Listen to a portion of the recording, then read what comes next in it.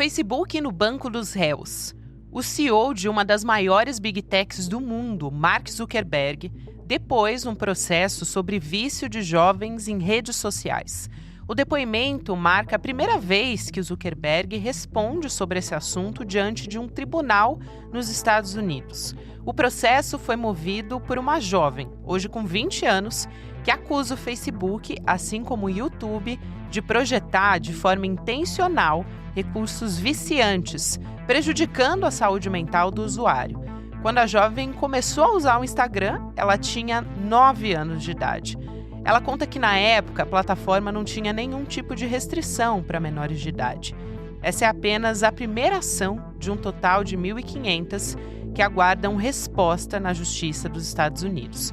O julgamento marca um debate importante sobre como as plataformas controladas pelas Big Techs criam a dependência nos usuários, sobretudo aos menores de idade. No Brasil, o debate sobre regulação das redes sociais ainda está empacado.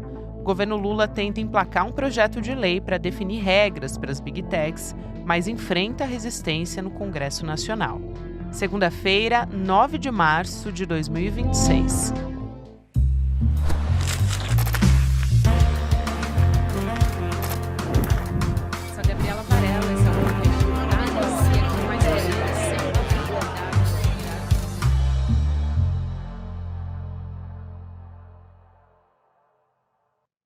Olá, seja muito bem-vindo, seja muito bem-vinda. Está começando o Videocast em Detalhes.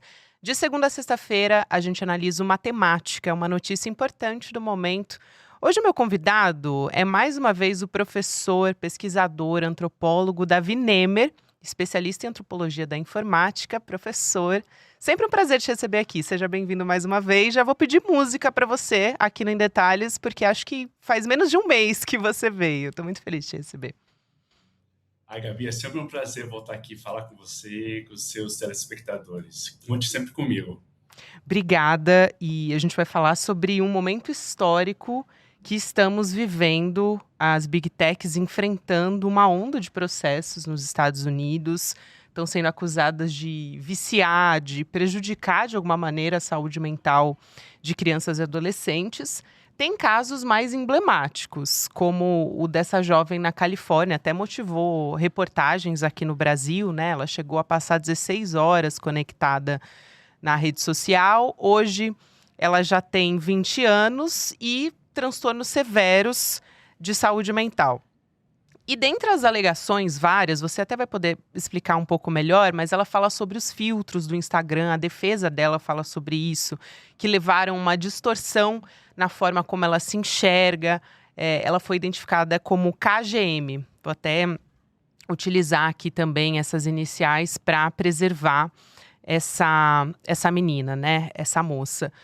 E o advogado também alega que o algoritmo todo da plataforma foi construído para realmente causar dependência, com o objetivo de alcançar engajamento, no fim das contas, o lucro dessas empresas.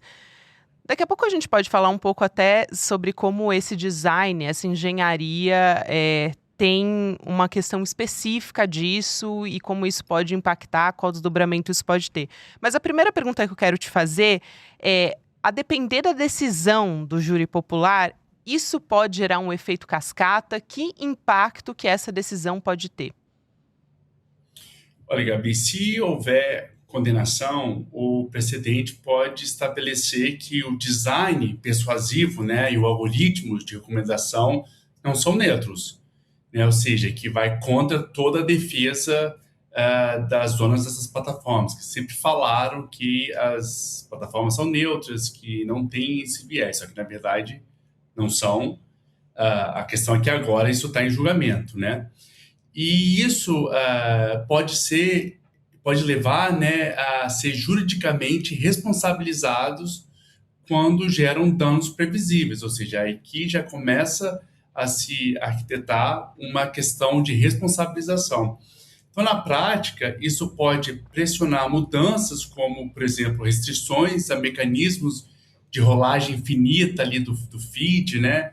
Ou o autoplay mesmo, que a gente tem no YouTube, quando você toca um vídeo que acaba, já vai para o próximo.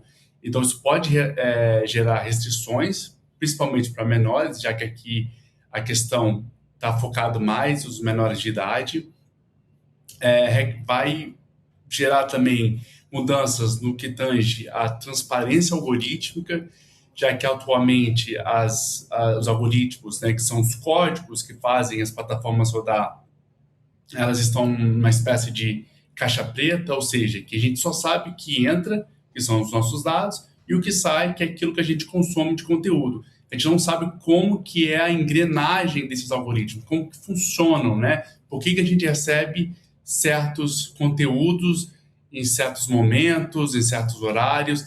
Isso as plataformas não divulgam, já que julgam isso como segredo de indústria, né? Eles são patenteados, então eles não são obrigados a tornar esses algoritmos transparentes. Então isso pode também gerar essa abertura dessa caixa preta, ou seja, gerar mais transparência. Também limites ao que chama de micro-target, ou seja, do alcance muito específico para crianças, ou seja, anúncios para crianças.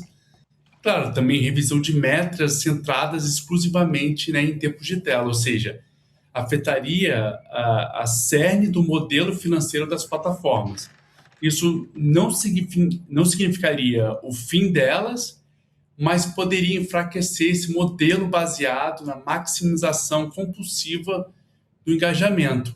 Né? Em outras palavras, deslocaria aí o incentivo que hoje transforma, né, a atenção em um ativo financeiro. Com certeza, e isso é muito grande, né? Tem muita gente comparando as indenizações coletivas que já aconteceram na nossa história, como, por exemplo, a indústria do tabaco, a crise dos opioides também, que promoveram indenizações por parte das farmacêuticas. Essas empresas, por que elas aparecem? Porque elas sabiam dos riscos e, mesmo assim, elas mantiveram um modelo de negócios como esse que você estava explicando aqui como é que funciona, né? Que funciona com base na dependência. E esse impacto para as Big Techs, então, pelo que eu estou entendendo, que você está explicando aqui, Davi, ele pode ser também um marco regulatório, né? Não só indenizatório. Isso seria algo à parte que pode ser uma consequência também desses julgamentos. E se a gente for falar realmente na relação do que pode acontecer com essa questão do precedente em si, mais material, é o seguinte, o fato, nesse julgamento está acontecendo na Califórnia, o que é especialmente significativo, já que a maioria das Big Techs, dessas empresas de tecnologia, está sediada no estado da Califórnia. Então, ou seja, ali você vai ter um impacto já na sede dessas empresas, né? E esse impacto também seria sentido em outros, né, teria um efeito dominó aí, um efeito cascata, porque pode abrir caminhos para que outros estados, dos Estados Unidos, por exemplo, adotem estratégias semelhantes, principalmente na questão da responsabilização ou até mesmo de um processo, né, nos tribunais de lá. E, além disso, a decisão pode servir como referência internacional, né, incentivando tribunais e legisladores em outros países, como no Brasil, por exemplo, a avançarem em processos e regulações na mesma direção, já que o entendimento nesse Tribunal da Califórnia vai realmente ir na cerne dessa problemática, vai obrigar as plataformas, as Big Tech se posicionar, e isso vai escancarar para o mundo inteiro. Então, isso com certeza vai ter esse efeito cascata, onde que tribunais do mundo inteiro, legisladores do mundo inteiro vão tomar uma ação, já que são empresas que têm efeito também ao redor do mundo. E eu queria entender um pouco, acho que seria interessante para quem está nos acompanhando ter uma ideia de como é que está sendo o tom desse julgamento. É algo muito emblemático você ter o CEO de uma Big Tech, que é o da Meta, o Mark Zuckerberg, falando para um júri, no caso dessa menina que foi impactada pelas redes sociais, né? O que ele tem argumentado? Quais são as defesas que ele está trazendo para tentar proteger de alguma maneira essas plataformas? Olha, os argumentos do Mark Zuckerberg seguem uma estratégia clássica, né? Que ele desloca o debate da estrutura do seu algoritmo para o indivíduo. né, ele começa a diferenciar dependência clínica de uso problemático ao invocar questões ali de liberdade de expressão. Então, essa defesa dele tenta enquadrar a questão como exagero ou responsabilidade pessoal, e não uma questão sistêmica, não, ou endêmica da sua plataforma, né? O problema é que os próprios documentos internos da Meta indicam consciência dos riscos e das metas de maximização do engajamento entre pré-adolescentes, né? Ele já tentou aí comparar redes sociais a bons livros, né? Só que ignora uma diferença fundamental, né? Porque os livros não operam com sistemas algorítmicos adaptativos, né? Ou seja, projetados ali para otimizar a retenção em tempo real. Só que o ponto central não é demonizar a tecnologia, mas sim reconhecer esse design como uma política de maximização de lucro. E aí o Mark Zuckerberg ele entra nessa questão de tentar jogar essa problemática para uma questão individual, como falei, em vez de ser uma questão da plataforma, e tentar se esquivar ao máximo de que o que acontece hoje nessa geração, né? Até tem um livro aí chamado Geração Ansiosa, que não é um livro que eu indico, mas é possível trazer algumas inferências desse livro, só que esse livro mostra que não é só as plataformas que causam essa geração ansiosa, mas sim todos os fatores do nosso dia a dia, né? Não se tem muita certeza de trabalho pelos jovens, né? Cada vez mais o acesso à universidade, pelo menos nos Estados Unidos, está mais caro, ou seja, está muito exclusivo, não está para todo mundo. Então, o Mark Zuckerberg tenta se ancorar dentro de todos esses fatores externos para justificar o porquê que hoje as pessoas, os pré-adolescentes, lidam com questões de saúde mental, para tirar a atenção de que as redes sociais estão causando isso. Só que, no mínimo que a gente pode falar é que as redes sociais elas amplificam todos esses anseios, essas ansiedades, esses traumas. E a gente sabe, está mais que provado por estudos, que as redes sociais têm sido, infelizmente, um espaço onde que esses jovens são expostos a desde questões de assédio até mesmo de maximização de ansiedades e traumas mentais. Muito bom. E é interessante observar essa perspectiva, porque grande parte dessas empresas está no Vale do Silício, que a gente está conversando aqui, então Estados Unidos. E essas plataformas, elas usam um argumento, elas são protegidas pela seção 230 da Lei de Decência nas Comunicações, que é desse país.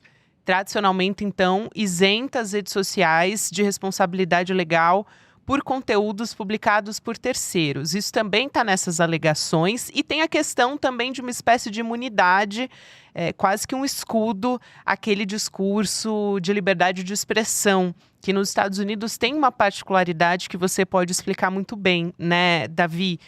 Só que eu citei até na abertura do programa que é um processo emblemático, e você também falou sobre isso, porque essa menina, ela fala na defesa dela que não foi só o conteúdo, né? Ela não foi impactada só pelo conteúdo, ela foi impactada pela engenharia, pela maneira como a ferramenta funciona, rolagem infinita, como você explicou muito bem, reprodução automática, tem uma série de fatores, né? Reproduções constantes, aquela notificação que chega o tempo todo no celular e funciona quase que como um cassino, né? Uma ferramenta de recompensa mesmo para o nosso cérebro. Então, eu queria entender essa contraposição quase entre essa defesa que as Big Techs podem se utilizar nos Estados Unidos, e aí entra uma outra questão, que essas ferramentas são usadas no mundo todo. Os países têm suas próprias legislações e também a ausência de regulação em alguns casos, né, Davi? Mas caminham cada vez mais para isso. A Austrália aprovando uma lei para restringir o acesso de menores de 16 anos de idade a redes sociais. A França está olhando para isso, o Reino Unido também discutindo essas medidas. Então, dá para dizer que é uma tendência até. Só que o lobby das Big Techs é fortíssimo, né?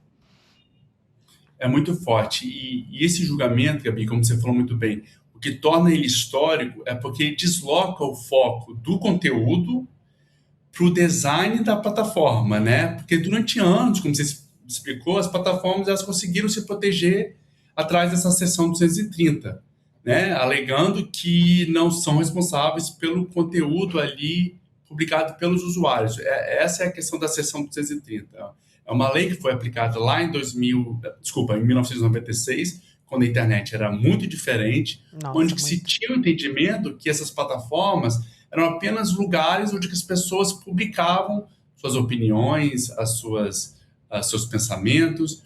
E nos Estados Unidos, a lei, né, que rege sobre a liberdade de expressão, ela é muito mais permissiva que as leis no Brasil, por exemplo, onde que discurso de ódio ele é permitido, né, enquanto no Brasil o discurso de ódio ele já é criminalizado.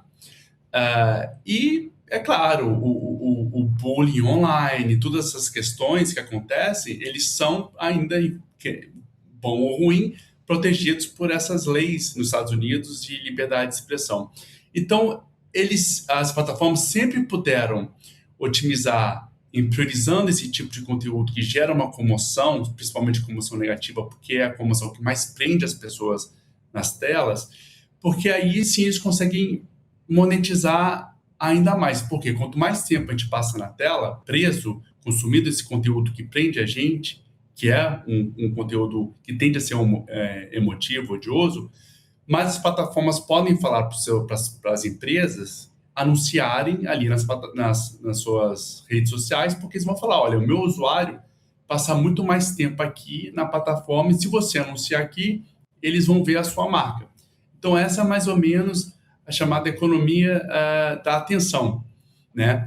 Só que é justamente esse mecanismo de querer prender as pessoas na plataforma, nas redes sociais, criando esses incentivos que o julgamento tem se focado, né? Porque aqui a acusação não é sobre os posts específicos, porque isso já aconteceu no passado nos Estados Unidos e já perderam por causa dessa lei da liberdade de expressão, que é muito permissiva. Então, a questão aqui, o julgamento é sobre a arquitetura, os algoritmos, né, as métricas de engajamento e recursos intencionalmente desenhados para maximizar essa retenção, principalmente de crianças. Então, quando você retém, não é por conteúdos educativos ou por conteúdos informativos, é por conteúdos chocantes, extremamente emocionantes, no sentido que vai provocar diversas emoções, e isso tem uma repercussão na nossa saúde mental, né? Então, outro fato que torna esse julgamento histórico é que, pela primeira vez, um júri popular vai poder decidir se o modelo de negócios, né, baseado em extração de atenção, que é o que eu acabei de explicar, pode gerar responsabilidade civil quando há dano psicológico, né? E isso, novamente, atinge o coração desse capitalismo de plataforma, né? Não na sua periferia. Por isso que as Big Techs são tão preocupadas a ponto do Mark Zuckerberg, né, ter que ir lá testemunhar. Exatamente. E quando a gente está falando também dos conteúdos, é claro que eles não são desprezíveis também, esses conteúdos que essas crianças e adolescentes têm acesso. A gente já ouviu falar muito sobre esses desafios, né, que levam adolescentes à mutilação. Então, claro que as plataformas têm responsabilidade sobre isso também, mas é algo inédito essa vertente de trazer a forma como elas foram construídas, realmente só isso, né? Só, entre aspas, mas isso já pode causar dano, sem contar o acesso aos conteúdos de discurso de ódio, que você até citou aqui, já já pode ser criminalizado no Brasil, quando a gente olha para a particularidade do nosso país. Eu até queria te ouvir a respeito disso, porque a nossa preocupação maior é em relação às eleições que estão chegando, mas tem se discutindo muito a questão dos red pills e como meninos estão tendo muito acesso a discurso de ódio por meio das redes sociais. Então há uma série de preocupações aqui, particularmente no nosso país, com essa ausência de regulamentação, né? Então, de que maneira, a gente falou sobre o impacto no mundo inteiro, mas de que maneira, particularmente, para a gente aqui no Brasil, pode ter alguma diferença, se pode motivar a que alguma legislação mais atualizada seja feita. Até nos Estados Unidos mesmo, né, Davi? Você falando sobre uma sessão que é de 96, gente. A gente está falando de inteligência artificial. É Uhum. completamente diferente, né? Exato, Gabi. Então a gente vive numa internet totalmente diferente daquela de 1996. Recentemente, essa questão, esse debate sobre a seção 230 chegou à Suprema Corte para que pudessem reavaliar uma coisa bem parecida que está acontecendo, que na verdade aconteceu no Supremo Tribunal Federal, onde que reavaliou o artigo 19 do Marco Civil da Internet. O Marco Civil da Internet é a nossa lei que regula a internet, que não é de 1996, mas é de 2014, quando a internet era muito diferente da internet de agora, né? Na época a gente tinha Orkut, Fotolog, era outro esquema. Hoje a internet ela está muito mais presente, muito mais dominante no nosso dia a dia. Então, o artigo 19 é o que toca nessa questão da responsabilização das plataformas referente ao conteúdo e assim também como da sua arquitetura. O Supremo Tribunal Federal entendeu que sim, deve ter maior responsabilização das plataformas referente ao que acontece ali dentro delas, o que é justo. Então, o STF passou isso, reinterpretou, agora a gente está esperando como que isso vai ser operacionalizado. A Suprema Corte Americana, há uns 2 anos atrás, tentou fazer o mesmo, só que foi um resultado um tanto quanto frustrante e preocupante, porque o que os ministros, na verdade são os juízes lá, falaram é que eles se julgaram não competentes para opinar e julgar a seção 230. Ou seja, a gente está falando da maior corte dos Estados Unidos, onde essas empresas se encontram, falando que eles não se sentem competentes para julgar tal. Então, isso é muito frustrante e preocupante, né? Em questão de Brasil, voltando, né, para a questão do Brasil, a gente acabou de passar o chamado ECA Digital, que vai justamente aí criar regras específicas para o uso né, da internet, das plataformas, por crianças e adolescentes. É uma série de leis, né, de regulações importantes que deveriam já estar implementadas, mas, enfim, vão começar a ser implementadas a partir ali de março. Mas aqui a gente está falando só de crianças e adolescentes, né? Na questão para os adultos, a gente precisa ter, sim, um congresso que seja mais interessado nisso, né? Lá em 2023, a gente teve o PL 2030, em que tinha-se, né, essa intenção de responsabilização das Big Techs, só que infelizmente não passou. Ele passa no Senado, mas não passa na nossa Câmara. Nossa Câmara é extremamente retrógrada quando o assunto é a regulação das Big Techs. Não é retrógrada por falta de conhecimento, não é retrógrada por ignorância, é por interesse mesmo, porque essas pessoas esses, né, os legisladores que não agem para regular as Big Techs são os que mais capitalizam em cima de uma internet sem regulação, porque ali eles podem divulgar as desinformações à vontade, sem qualquer tipo de responsabilização. Mas, de qualquer forma, Gabi, a gente está caminhando. Como eu falei, o ECA Digital é interessante, é muito interessante. A reinterpretação do artigo 19 do Marco Civil é um passo fundamental. E eu acredito que um dos problemas, a meu ver, do PL 2020 que não conseguiu passar é porque foi um PL que tentou regular a internet como um todo. Hoje a internet ela é muito grande, né? Hoje a gente está falando de inteligência artificial, a gente está falando sobre geolocalização, a gente está falando de identidade digital, ou seja, diversas questões que realmente uma lei grande num pacotão pode ser difícil de convencer nossa casa legisladora que é tão desinteressada nisso. De repente, quebrar isso em diversos pacotes, a gente pode chegar lá juntos, né, nesses diferentes pacotes, regular a internet como um todo. Então, a questão da criança e do adolescente vai estar tomada conta. A questão das eleições, tem o TSE, né? O TSE acabou de passar novas resoluções sobre a utilização de inteligência artificial nas eleições. A gente sabe que o TSE é extremamente ativo quando para reforçar, né, as regulações que tem sobre propaganda enganosa, agora sobre IA, sobre fake news, e tem buscado cooperação com essas próprias Big Techs para que conteúdos sejam retirados prontamente, para reduzir o engajamento de maus atores que promovem desinformação.